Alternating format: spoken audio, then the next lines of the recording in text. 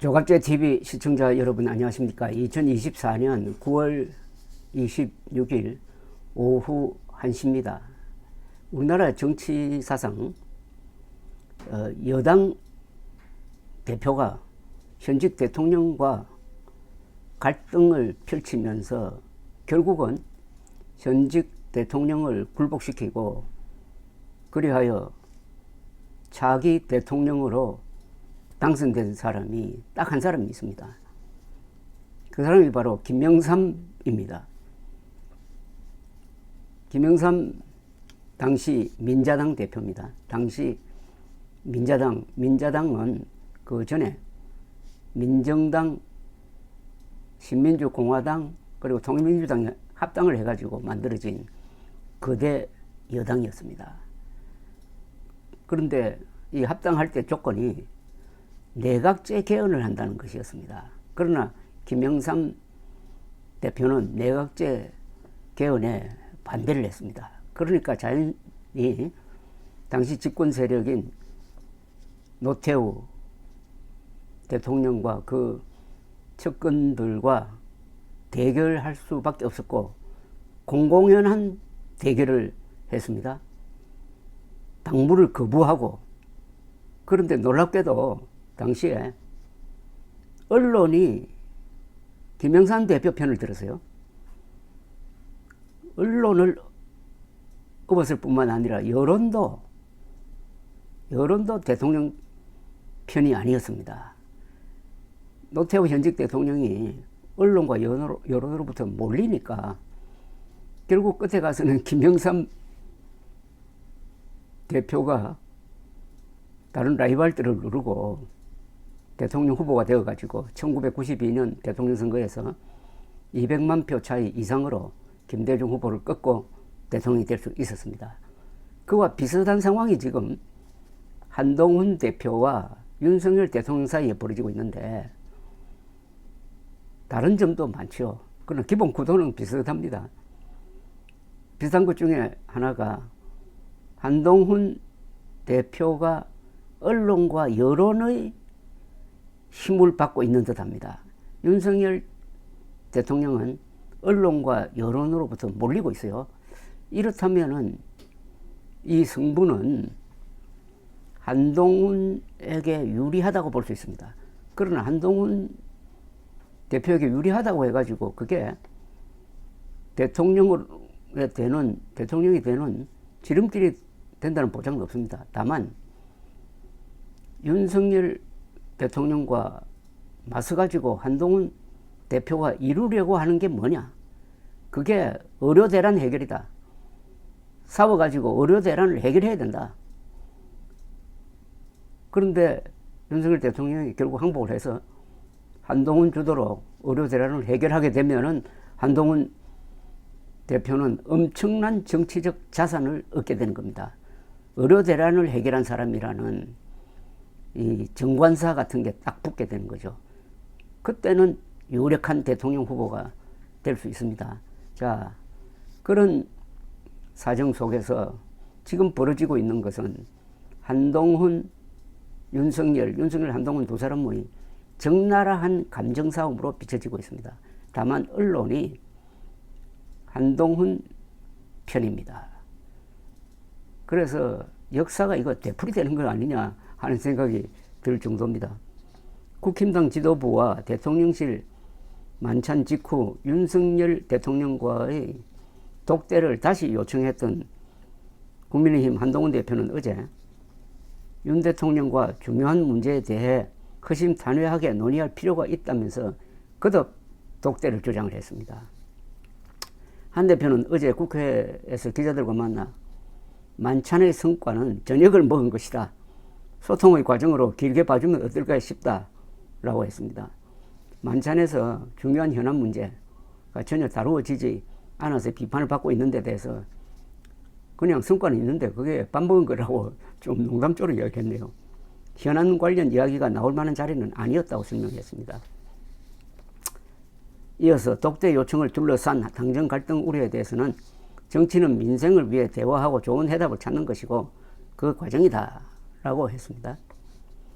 그런데 복소의 만찬 관계자들의 전언에 따르면은 한 대표는 독대를 재요청한 후에 이 사실을 외부에 알리겠다는 뜻도 대통령실에 전달을 했다는 겁니다. 그러니까 이번에 물러나지 않겠다는 의지가 보입니다. 오늘 조선, 동아, 중앙일보 사설이 일제히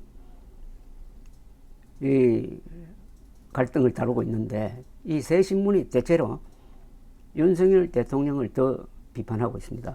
중앙일보 오늘 사설은 제목이 한동훈 대통령 독대커녕 인사말도 봉쇄 당해 윤한 사감 풀고 현안 해결 못하면 공멸할 뿐이다. 동아조선도 윤한 갈등을 크게 다뤄 치사한 감정싸움이 지금 국민적 관심사가 되고 있습니다. 중앙일보 사설은 윤석열 대통령과 한동훈 대표 등 국민의힘 지도부의 거제 만찬은 이들이 과연 국정을 이끌 자격이 있는지 깊은 회의가 들게 했다고 지적을 합니다. 명색이 여권 핵심들이 총출동한 자리였는데 의정 갈등, 김건희 특검 같은 주요 현안에 대해서는 한마디도 나오지 않았고 윤 대통령과 한 대표의 독대도 이루어지지 않았다면서 도대체 이를 끌으면은 뭐하러 만난 것인지 따져 묻지 않을 수 없다고 했습니다. 대통령실은 상견례와 함께 당 지도부를 격려하고 화합을 다지는 만찬이어서 현안 논의가 없었다고 설명했지만은 중앙일보 사설은 지금 여권 상황이 화합 만찬 따로 하고 현안 만찬 따로 할 정도로 여유를 부릴 때인가 구차한 변명일 뿐이라고 비판합니다. 지금 대통령 지지율은 20%대가 무너질지 모른다는 말이 나올 정도로 추락 중이고 거대 야당은 윤 대통령 부부를 겨냥한 특검 공세를 파상적으로 퍼붓고 있으며 좌파 단체들은 거리로 나가 대통령 탄핵 시위를 벌인다고 꿈틀대기 시작하고 장기 침체 속에 자영업자들의 비명은 갈수록 커지고 병원 응급실은 몇 달째 비상이며 북한 오물풍선은 하루가 멀다 하고 서울 한복판으로 날아오는 이런 판국에 여권 수뇌부 26명이 만찬을 하면서 나라 걱정은 이런 방구 없이 덕담만 오고 갔다니 아예 국민의 염장을 지르기로 작정한 모양이라고 했습니다. 중앙일보는 맹탕 만찬의 1차적 책임은 대통령실에 있다고 했습니다. 대통령실도 아니죠. 대통령에게 있다는 뜻이죠. 대통령실은 이례적으로 이번 만찬에서 당대표 인사말 순서를 뺐는데 한동훈 대표는 대통령과 독대가 성사되면 김여사 문제 등 현안에 대해 시중의 민심을 전달하고 해법을 모색하려 했던 것으로 지금 알려지고 있습니다. 또 의료 대란 수습책을 논의하겠다는 것이었죠. 그러나 독대는 고사하고 대통령 측이 공개 발언조차 봉쇄한 셈입니다. 여기에 대해서 사설은 지금 용산에서는 김 여사 문제는 완전히 성역이어서 어떤 참모도 대통령에게 제대로 보고를 못한다고 한다. 그나마 직언할 수 있는 위치가 한 대표 정도인데 그마저도 이런 식으로 옹색하게 언론을 차단하면 어쩌자는 것인가? 라고 했습니다. 사설은 이대로 가면 윤 대통령과 한 대표는 공멸한다고 경고했습니다.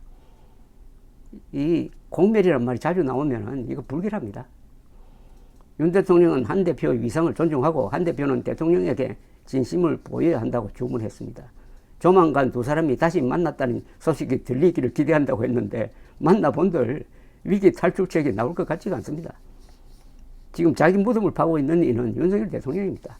국힘당 분열은 대통령의 급속한 레임덕과 탄핵 등 퇴진 운동의 길이 활짝 열린다는 것을 뜻합니다. 윤한 갈등은 정부가 추진하는 이른바 모든 개혁 정책의 실패를 예약합니다. 공무원들이 윤 대통령의 레임덕을 의식하고 정권교체를 예감해가지고 살 길을 찾으려 할 것입니다. 이는 또 격동하는 국제관계와 경제 현안에 제대로 대응하지 못하는 것을 뜻합니다. 지금 폭풍이 몰려오는데 선장과 기관장이 싸우면은 배와 선원들과 승객이 온전하겠습니까? 한동훈 대표는 여론이 등 돌린 대통령과 싸워 얻을 것이라도 있지만 윤석열 대통령이 자신을 지켜주는 국민의 힘을 분열시키는 것은 자멸의 길이 될 뿐입니다.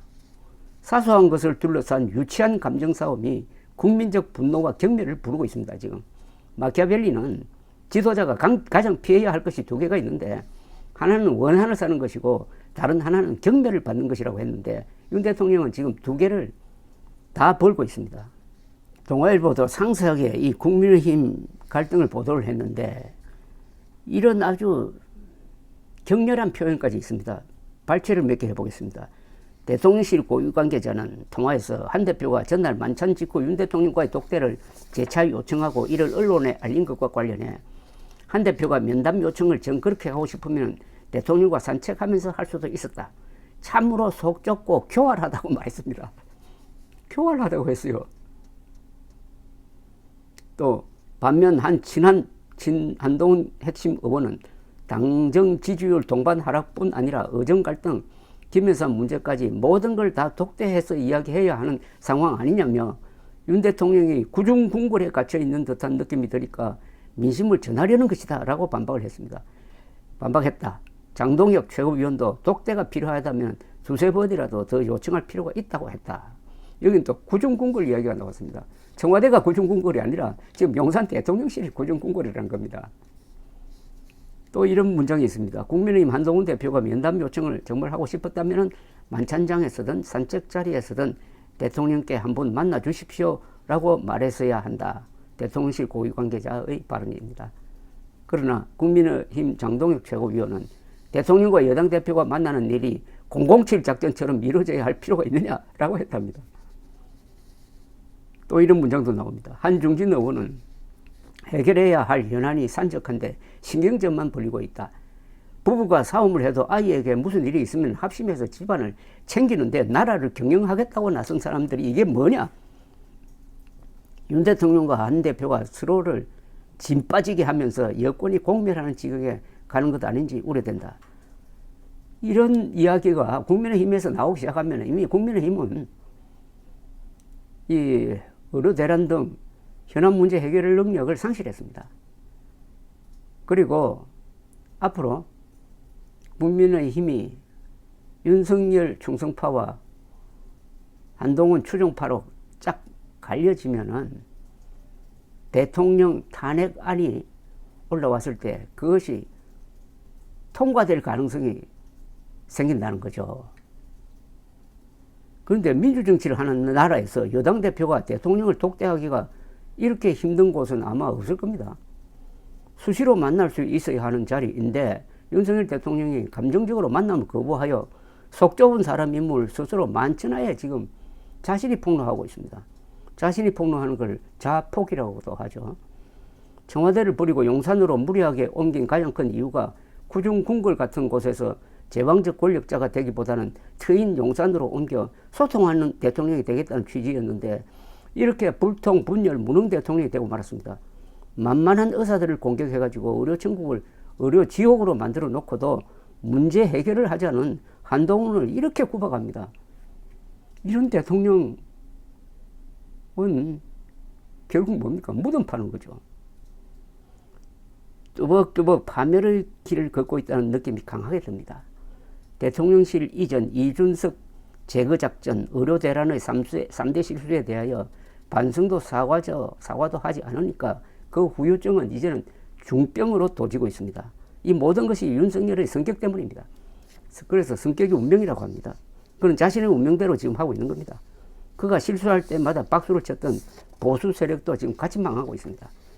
윤석열에게 비판적이었던 우파, 특히 의료 대란으로 불안에 떨고 있는 노년층이 좌파와 합세해가지고 윤석열 물러가라고 외칠 가능성을 어제 국민행동본부 의견 광고가 보여주었습니다.